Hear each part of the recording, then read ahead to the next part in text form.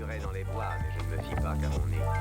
Devant qui Vanoé abaissa-t-il sa lance aujourd'hui? Devant une juive nommée Rebecca de York. I'm gonna change things.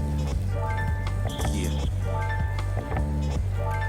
What's goody world? We live from Astoria Houses. This is Rollerblade A, new wave skate shot, coming to you live, checking in. It's been a while. I told y'all I would bring y'all some updates. Rollerblade Blank versus the Razor SL. Right now, these happen to be two of my favorite boots. These happen to be two of the only brands that were willing to work with me as a young entrepreneur with very little capital to start with. So Rollerblade Blank versus the Razor SL. I'm gonna just jump right into it, try to keep this no frills, but I gotta give y'all some perspective so you can have some understanding. I've been skating for about 20 years. I am 38. Started in 2002. So you got 20 years of experience. The last time I rode a pair of RBs were the Estillos. Those were some of the, I think those were the gray. They were basically a shell that might have looked similar to this with a gray skin on top that had a, you know, like a Velcro strap at the top of the at the top of the boot. Razors, I've been riding for as long as I can remember. I've always been a Razor fan. The Genesis is my boot, go-to boot. And to give you more perspective, I am 5'4", approximately 164 pounds, and I wear size 10, 10 and a half. My left foot is closer to a 10. My right foot is closer to a 10 and a half. So we get into this and let you know what you're dealing with for this you know, this $1 million worth of game. I want to say $1 million, but really you're getting priceless information here, right? So still some more backstory. This is an 8/9 shell, and this is one of the reasons I fell in love with a lot of the Razor boots. I did this even with their Genesis skate. I would basically size down into the 8/9 shell and use a 10 or 10 and a half liner.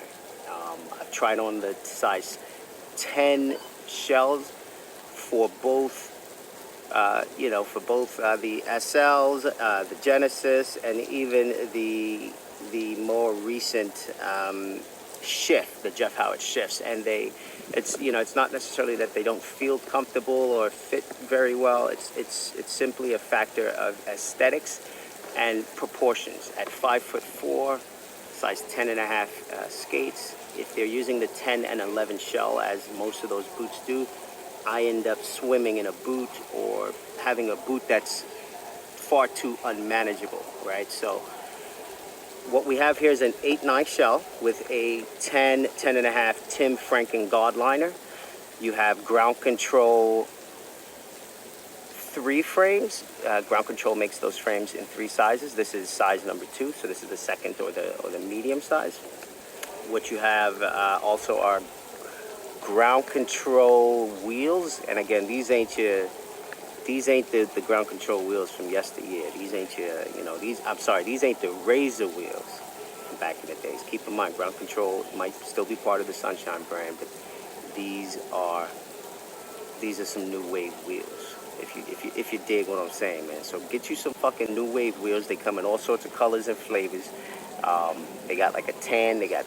I know they got like a teal, a pink, a red. They might have a blue, but hit us up. Again, everything's stock except for really the liner and the lacings. If you wanted to get a stock liner, my recommendation is that it will be comfortable, but it won't last. That's my opinion. It won't last. I've cut open and dissected a pair of stock Razor liners, and the materials, to me, it was fathoming how cheap those materials were. I think it might be kind of cool in a sustainable way, but they wear out and they kind of trash. So I chose to take my Tim Franken guard liners. These were pretty comfy, and I felt like I didn't give them a true chance inside of the Tim Franken boots. But that issue is because of heel lift, which we'll get into, right? So now you have shoelaces that I had custom ordered from China or one of these places like Alibaba, DH Skate, what have you. On this side, you have same thing, right? Custom laces. The black ones are from Amazon. It might have been $10 for a pack of 3. These are, I think, I want to say these are really long lacings. They might be, I don't want to say 72 inches. I want to say they might be they might be 100 or something inches. Whatever they are, you want to get the long enough lacings so that you can adjust every section of your eyelets to get the right comfort level, right? And then the other big issue a lot of people have with skates, and this is some priceless information, is heel lift. If you notice on this side, I took that 45-degree buckle strap off, and it was I took it off in all honesty because it got damaged fairly quickly. But if I'm being honest, I'm the type of guy that I get a pair of skates. I like to, if I'm in the mood to go skate, I like to throw my feet in there, buckle the top, and go. I don't like dealing with lacings. I don't like having to adjust. So I rode these RBs most of 2022 without actually lacing them up and just strapping them and going. And as I started breaking them in, I realized that I could get better comfort level if I tighten the lacings. And then I realized how cheap and trashy lacings are in general, not just with the RBs, but overall. Honestly, I think it's overkill to have lacings on the liners. I mean, I'm just thinking of the perfect fit and comfort when I put my foot into an aggressive skate for the first time, right? My first skate ever was a rollerblade. Recreational boot. And that was one of those, that feeling that I got that first time when you put your foot in, you buckle it up. And that skate had 3 buckles, no lacings, right? Think about that. You buckle it in and it was super comfortable. I feel like the lacings are overkill. But both of these boots, both of these skates, whether you get them stock or not, super comfortable right off the rip. You can put your foot in them and buckle them and go. But yes, I would not use the 45-degree strap. I felt like it was too cumbersome. I felt like it didn't do a good enough job. I felt like it was getting in the way. I had to keep stopping. Plus, it made it very difficult to take off these skates and put them on. I felt like I can put them on fairly quickly, but I felt like taking them off was a chore. That's also where these types of waxed hockey laces come into play, and it'll make your day a lot smoother, right? So they both have ground control wheels. The Rollerblade blank skate, in all honesty, over the it has better bearings. I think they come with like some sort of twin cam IL9 bearings. These, in general, the bearings that I find come on Razor skates are not that good quality, but to me, bearings is another sort of like capitalist sort of scam / hustle, right? If you do your research on bearings don't really do shit. Pause. Style, aesthetics, I think they're both very, if you're looking at the skate straight out of the box, the Rollerblade blank skate, straight out of the box, the Rollerblade blank skate is something to marvel at. And I think my overall, let me see if I can give you guys an overall, like in a nutshell type of an opinion here, right? So overall, out of the box, I love the SL, so I don't really care what color or style what they make them in. I generally am gonna like them. They definitely are made of cheaper materials. They are definitely, like the name says, super light, right? The rollerblades are definitely a very heavy skate. So if your legs are weak and you're trying to jump on shit, it's gonna give you a workout, The frames are a longer wheelbase, much longer wheelbase, especially I think for this size boot. It does have the H block or the groove is relatively, it's almost same in size to the ground controls, the light 3s. However, like I was saying, that longer, wider wheelbase, your wheels are kind of protruding in the front and the rear of the boot, right? Take a look at it. If you take a look at this, and then take a look. Let's see if I can get this side. Take a look at that. And take a look at this. All right, I'm sure you can see the wheels, right? So it makes it difficult to maneuver quickly because they're farther apart. I found that I was tripping up on them, so I would definitely rock these flat. If I had to, though, I would just replace them with something else. What I thought was really interesting to kind of emphasize just that how long these are is that I believe that the large frames that come on the, I have the Jeff Howard shifts, right? So the large ground control 4 frames, if I'm not mistaken, are still shorter than these frames, and these are a medium, right? So this tells you that this frame that comes on the 10.5 shell is that much longer. And I'm not sure why they did that, but I'm sure, the advantage is obviously of having, like I said, it's more stability, So if you're doing big wheel skating, distance, downhill, you want more stability. You want more of that, So frames, again, bottom heavy, super light. Quality, I think first impressions when you see this RB boot out of the box, it put a smile on my face just because, number one, it came with, so it does come with 4 flat, Rollerblade hydrogen wheels. I'll be honest with you, I wasn't feeling those wheels. I bombed one hill in Trinidad and those wheels got ate up, like same day. But again, Trinidad is a very, very hot climate and a lot of our roads are pretty shitty. I also took a pretty bad spill. But I would not recommend those hydrogen wheels. I think this was the second or third time riding them, and I just don't like how they break down and crumble. And it's happened to me before in New York. I just don't like that look. So far, I've been riding these. I haven't been riding them a lot, but these, again, are the new wave of ground control wheels, right? So forget, or I should say, new wave of wheels from Sunshine Distribution. They're not Razor stock wheels. Those were really cheap, poured wheels. These are a UR compound. There's actually a few different options that they do offer, but more than that is that they offer them in many different colors. The Jeff Howard wheels are glow in the dark. So if you're sleeping on ground control wheels, I am sorry that you are missing out. So anyways, the anti-rockers that come with them, as I was saying, it comes with 4 flat hydrogen wheels as well as two anti-rockers, right? The anti-rockers that come on the RBs are a little more solid than the ground control anti-rockers. So what I actually did is I swapped them. So these are the cheaper, lighter, more hollower sounding anti-rockers that come on your stock ground control frames. These are the Rollerblade blank anti-rockers. We can actually carry these products as well if you are interested. Moving on, the cuff, if you notice here, some of the high quality features, I'd say first things first, out of the box, you're getting a better quality skate in terms of craftsmanship, design, innovation. The shock absorber in this skate to me, it's dope because it's, let me see if I can just show you guys this.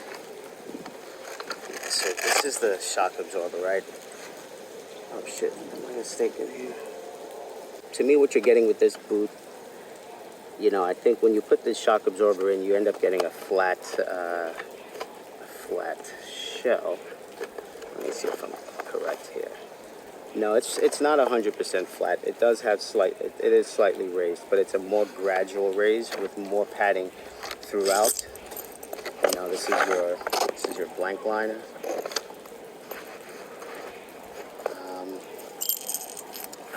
To me, super high quality. I feel like I think I did a knife test on this liner.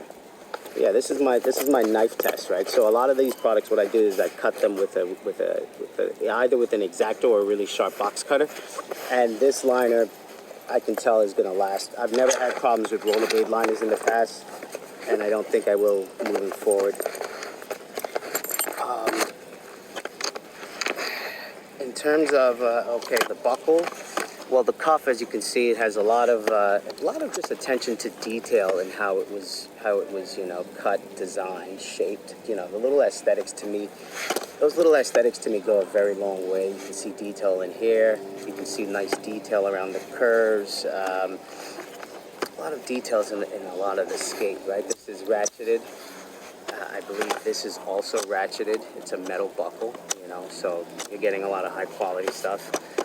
this pull tab, or I guess you can call it a carry strap pull tab. Again, these are my fit Tim Franken liners. You know, they have a power tab. I've found that stock liners from Razors, again, Razors, great skate. To me, they last a long time. They can take a licking and keep on ticking, so to speak, right? This boot out of the box to me feels like a tank, right? This is a really dope feature to have, right? You don't get something like that with this, with the Razor, right? But you're sacrificing one thing for another, right? Comfort, weight. This always generally ratchets. The big problem I've had with these with every single skate. Right now, I'm riding the Pat Ritter Intuitions inside of an all black SL, same 8.9 shell, but these eyelets, these grommets come up every time I tighten these lacings. They bend, they break, and they bend, they break, they split into 2-3 pieces. Then I have shards of metal. You don't get that over here. If I had to make an adjustment with both of these, right, it would be to reduce the weight of this sole plate, and or maybe just put a different frame on. Maybe obviously a smaller frame, but I think because of the weight of this boot, I'm more inclined to want to ride this with bigger wheels. And they are coming out with the TB64, which is their blank frame. That's going to be 64 millimeters. So there's your first sneak peek at that.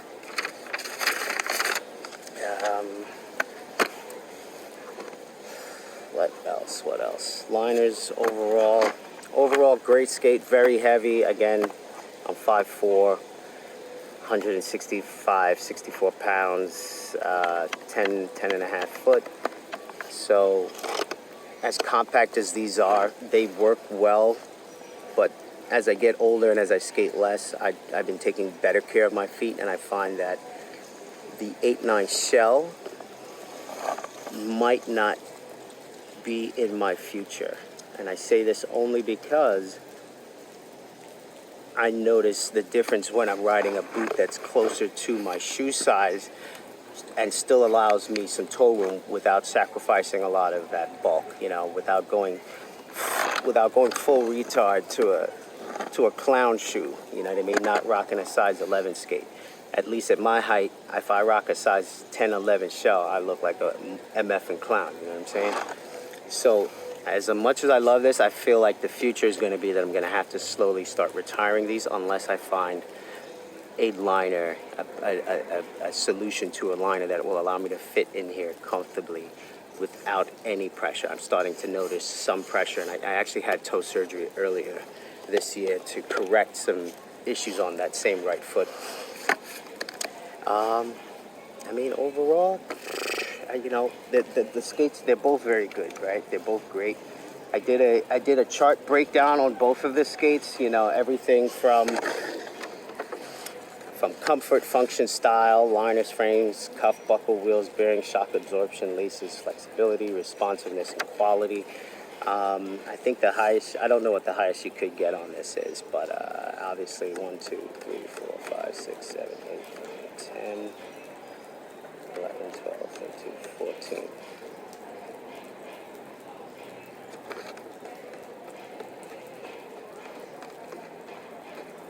So I guess the highest you could get is a 70, right? So the Rollerblade Blank Sean Keane came in at a 58, and the Superlight came in at a 56, if we want to get technical on some of these details. Of course, this is my opinion, you know what I mean? This is my story.